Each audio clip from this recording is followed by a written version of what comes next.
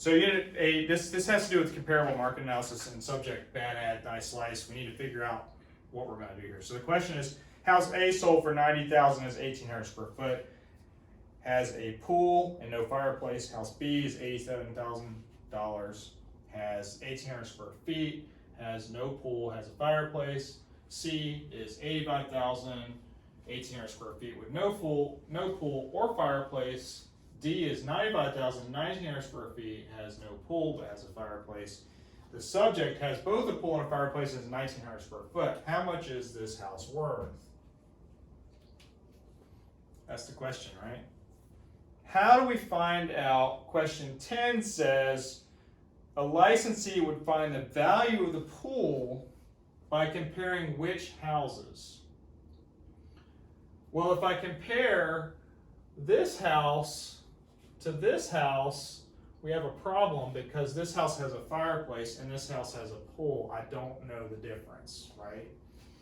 If I compare this house to this house, we have a 100 square foot difference and we have a pool difference and we have a fireplace difference.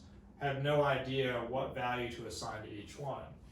If I assign it to this one, we have the same square footage, we have no fireplace, but we have one pool here and no pool here. So in theory, 90,000 minus 85,000 would give a value to the pool of $5,000. Okay. So to answer the question, you would compare houses A and C. Does that make sense?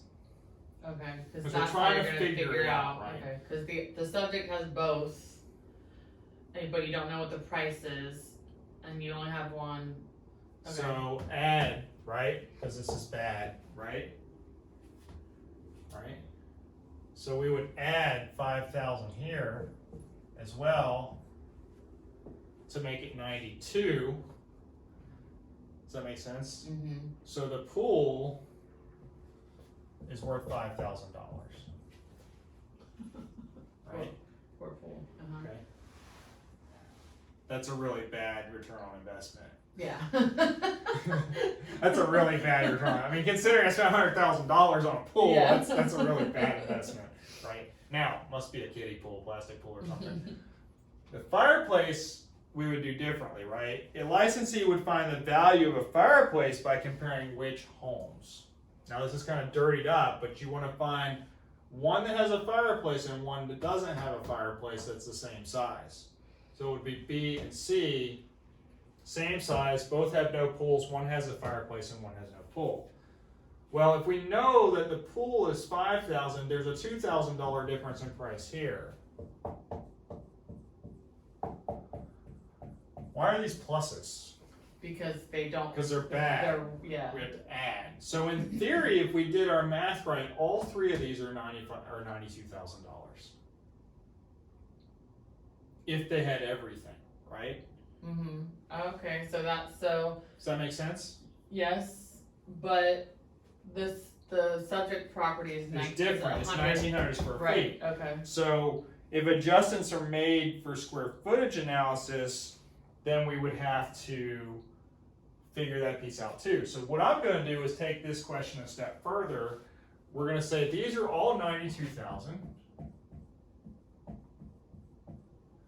Just so we know how to figure that out, right? They're all 92,000 at this point because we've adjusted them, right? This one's 95,000 for 100 square feet. How much is 100 square feet worth? Does that make sense?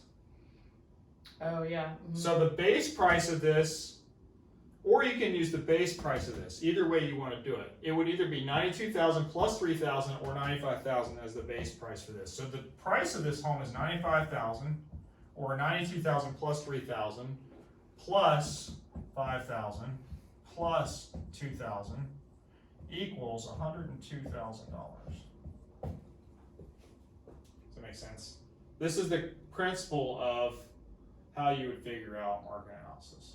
So even though none of these sold for 100,000, your subject property could be worth, depending on what they have, worth higher. Now, what I'm going to say is this is within that 10% line adjustment, so this is a pretty good comparable.